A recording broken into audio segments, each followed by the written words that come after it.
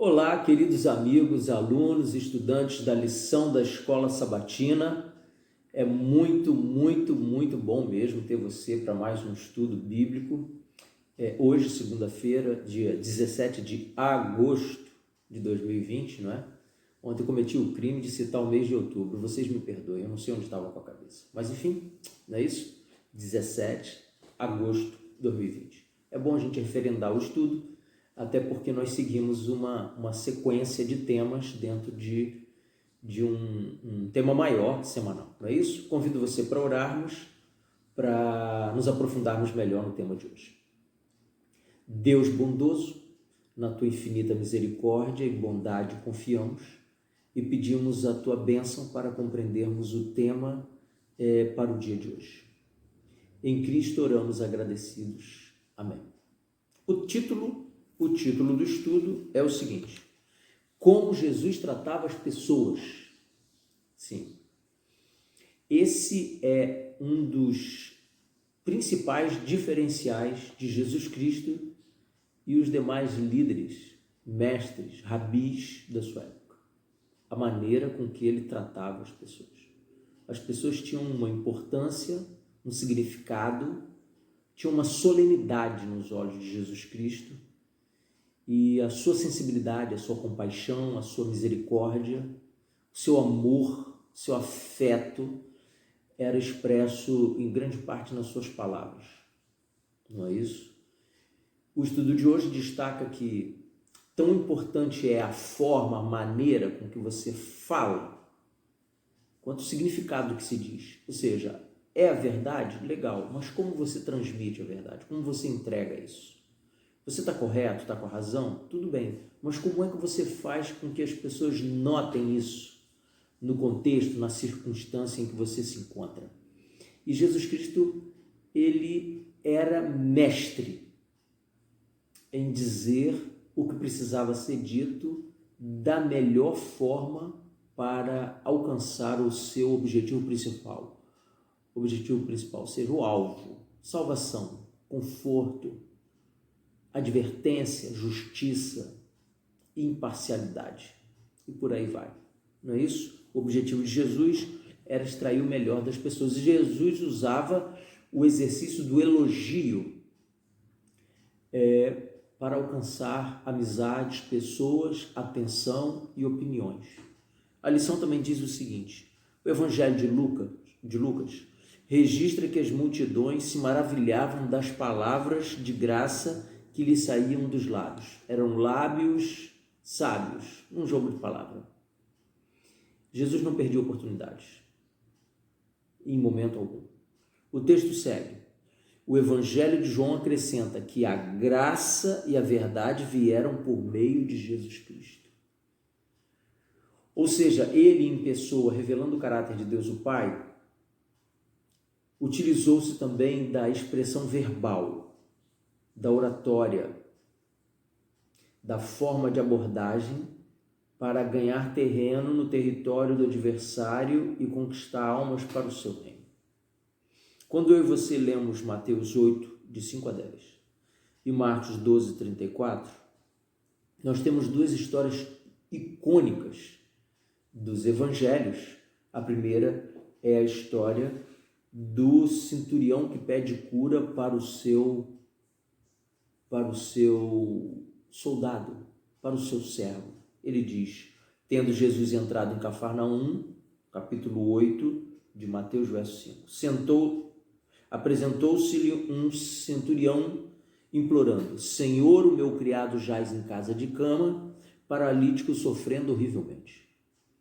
Jesus lhe disse: eu irei curá-lo. Jesus, ele resolve o problema nessa situação, nesse caso, na hora. Ele já informa para o centurião que está agoniado, está aflito pelo sofrimento do servo, que ele vai resolver o problema. E aí o centurião faz um discurso em respeito à autoridade que ele vê em Jesus, não só como filho de Deus, mas como um mestre poderoso em milagres. Ele diz: olha, o senhor não precisa ir lá em casa, porque eu sou homem também de autoridade. Eu digo: vai, vai, vem, vem, fica e fica. O senhor, se disser uma palavra, o meu servo será curado. E aí, para a memória desse centurião, ou seja, um soldado romano preparado para a guerra, para a batalha, para a morte, mas que tem um coração transformado pelo conhecimento de Deus. Então, aqui no verso 10, Jesus diz: ouvindo isso, admirou-se Jesus e disse aos que o seguiam: em verdade vos afirmo que nem mesmo em Israel achei fé como esta. Isso aconteceu algumas vezes no ministério de Jesus. As pessoas fora da sua nação, ou seja, nas nações pagãs, gentílicas, como se diz, devotarem fé no Filho de Deus de uma forma tão especial que não era conhecida por Jesus dentro da sua própria casa, se assim podemos dizer. A segunda história, ela está no livro de Marcos, no capítulo 12, no verso 34. Eu também quero ler para você, e diz assim: vendo Jesus que ele havia respondido sabiamente, declarou-lhe: não estás longe do reino de Deus.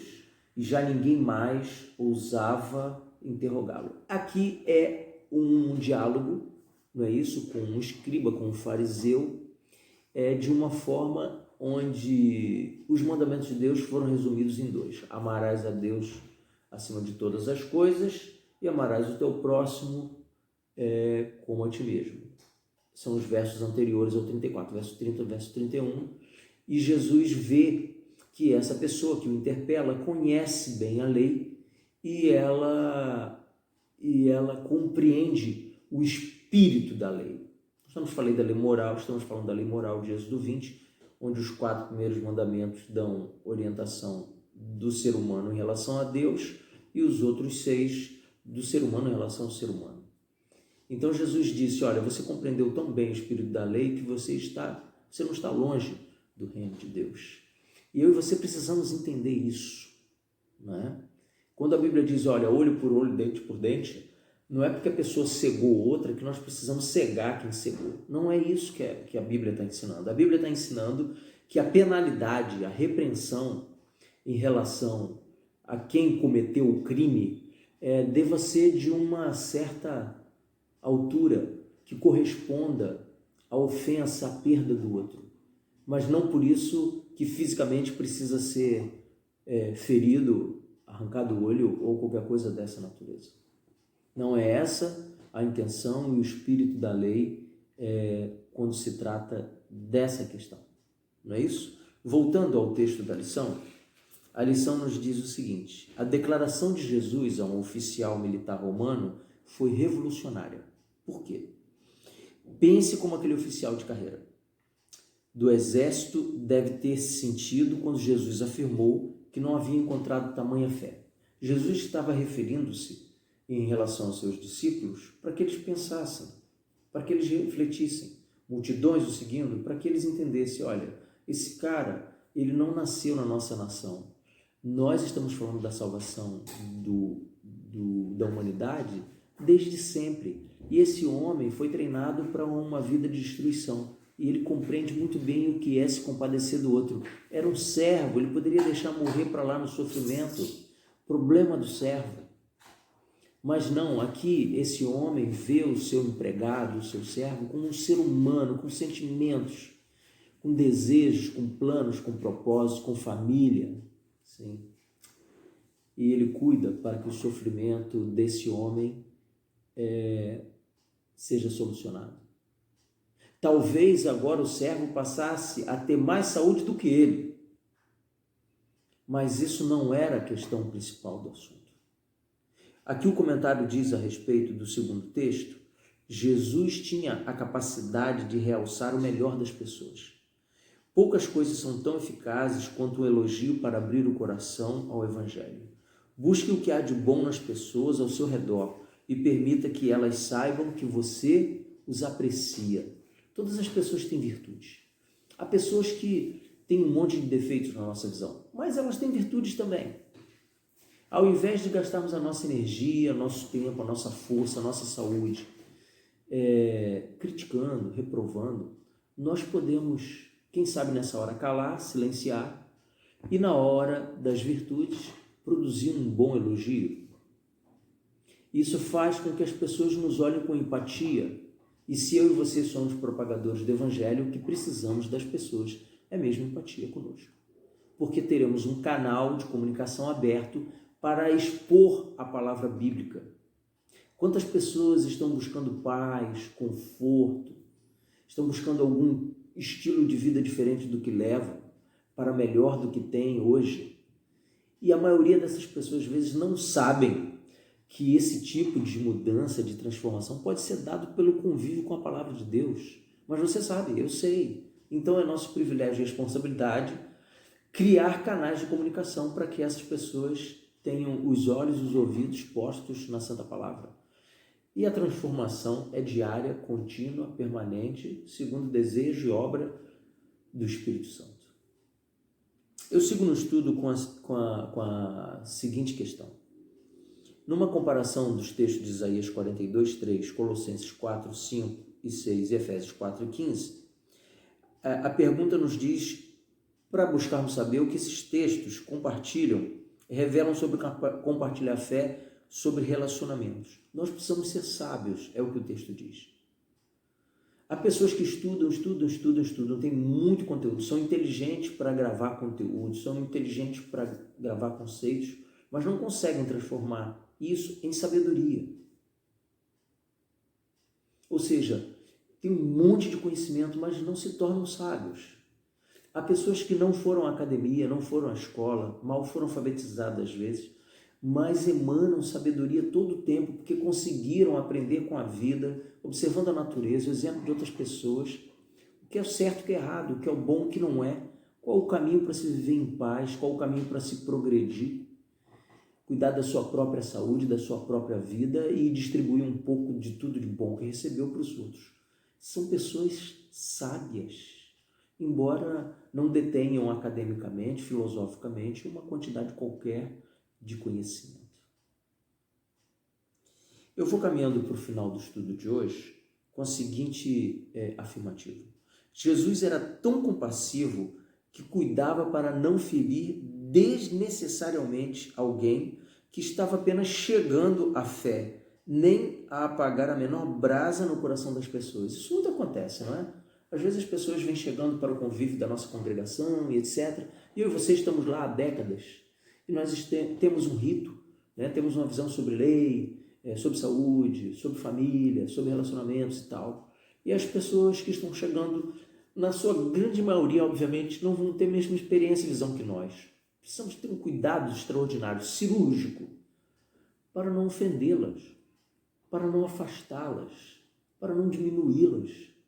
Não que sejamos maiores ou melhores, mas porque elas têm uma experiência diferente. Quem sabe com o tempo elas nos serão mestres naquilo que estamos tentando ensinar hoje. Eu tenho ainda um pensamento para a meditação de hoje que eu penso que é importante. Porque nós vivemos num mundo que não ensina, que não prega nada dessas virtudes que Jesus tinha na sua personalidade, no seu trato com os outros. Mas eu gostaria que você pensasse nisso que eu vou ler aqui para você agora. Os cristãos estão no mundo para influenciá-lo para Cristo. Mas quando o mundo está nos cristãos, absorvendo o seu tempo, atenção e energia, algo está errado. Nós só vamos conseguir influenciar as pessoas de maneira positiva quando realmente a maior parte de nós estiver envolvida com os preceitos cristãos. Quando o mundo, ou seja, conceitos seculares, projetos seculares, interesses não cristãos, interesses não bíblicos, tomarem parte da maior hora, da maior quantidade de tempo do nosso dia, nossa influência será medíocre, mesquinha. E nós não alcançaremos um número tal de pessoas que poderíamos alcançar se estivéssemos tão somente, sem nenhuma preocupação, permitindo que Jesus Cristo tome parte do maior número de horas do nosso dia. Tá certo? Jesus mergulhou nesse mundo rebelde e pecaminoso para revelar o amor de Deus e redimir a humanidade. Ele olhou para cada pessoa com os olhos da compaixão divina. Sobre o oficial militar romano, disse: em verdade vos afirmo que nem mesmo em Israel encontrei tamanha fé. Também encorajou os escribas de Zeus judeu, dizendo: não estás longe do reino de Deus. Os escribas passavam a vida estudando a Torá judaica. Embora os discípulos talvez tivessem desejado debater com esse escriba, Jesus pensava melhor sobre ele. Jesus via cada pessoa como um candidato ao reino de Deus. Eu e você também somos vistos por Jesus dessa forma. E é muito bom estudarmos a palavra de Deus e ouvirmos que Jesus está pronto para nos elogiar pelo melhor que temos e melhorar aquilo que não está de acordo com a sua vontade. Ok? Vou encerrando por aqui. Espero te ver aqui amanhã para um novo estudo, para crescermos juntos no conhecimento da palavra profética. Deus te abençoe. Fica na paz de Jesus. Amém.